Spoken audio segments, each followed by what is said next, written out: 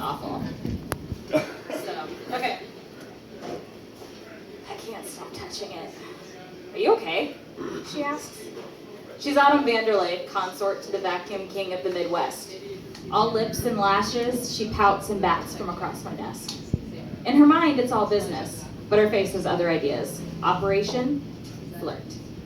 It's not her fault, I suppose. Women like her are built for this sort of thing, just like they're built to detect the sickly sweet scent of their own kind on the men they've lured into their Venus flytrap embrace.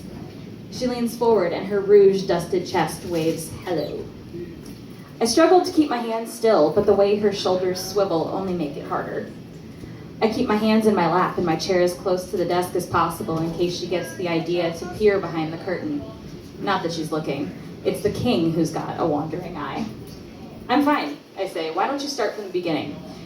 We've gone through it all over the phone, but I want to get her talking. I can't stand silence and the thought of coming up with a line of questioning while my hands wander down and between. I bite my lip and force myself to keep eye contact with the woman. Thinking about it will only make the need grow. Even though it's so close and I could probably get away with it if... Did you hear me? I blink a few times and nod. Of course, Mrs. Vanderlei. The bastard had the gall to come home with a blob of lipstick in his jockeys. She smirks.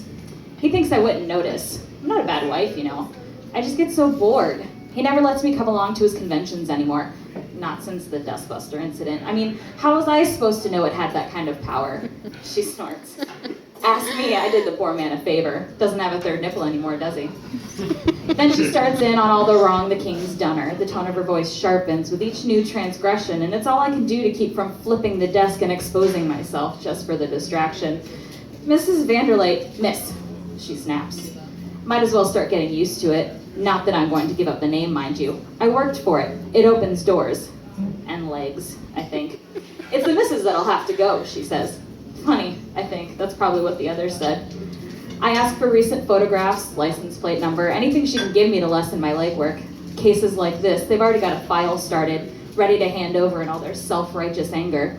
What Mrs. Vanderlei wants, what they all want, is the big aha, the clear, disgusting photographs of one Miss Skank Monkey with the vacuum king's hose in her mouth. Mrs. Vanderlei hefts a manila folder as thick as the King James onto the desk and begins a blow by blow. Each entry marked with date, time, and degree of suspicion, color-coded for ease of use. But I don't look at the file. I watch her expensive, Botox-thick mouth as it sucks and gropes each angry syllable. Pretty soon my hands find free will, and before my mind can catch on, it's too late. I stroke and rub with a ferocity that's new and terrifying. Pleasure streams down my legs, coating them in peak of summer warmth. It doesn't take long for Mrs. Vanderlei to notice. Her eyebrows raise and her mouth twists in mock disgust.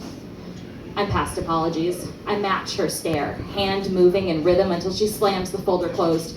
I'm not paying you for the last 20 minutes, she says before sashaying on chipped red pumps toward the door. She tosses a look over her shoulder that's part hatred, part cunning. She's wondering if she'll still get half the kingdom if she fucks me. I want to tell her it's not what she thinks, but she's gone before I can open my stupid mouth. My stroking eases, and I withdraw the cursed object, still clutched in cramped fingers.